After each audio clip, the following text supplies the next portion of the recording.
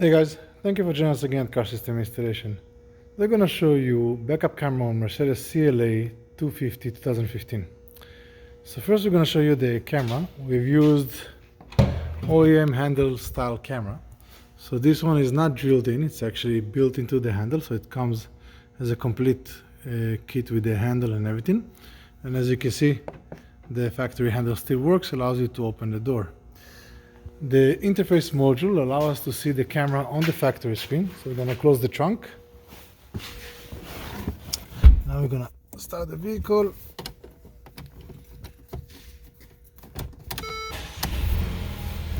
Okay. First we have the old handle in here. Put the vehicle in reverse. Okay. We're going to have the image showing on the vehicle, on the factory screen. Now you can see the bumper on the bottom in here. Lines are moving with the steering wheel, so that way you can see exactly which way your wheels are going. Backup camera for Mercedes, BMWs and other vehicles is available at Car System Installation. Subscribe to our channel and we'll see you next time. Have a great day.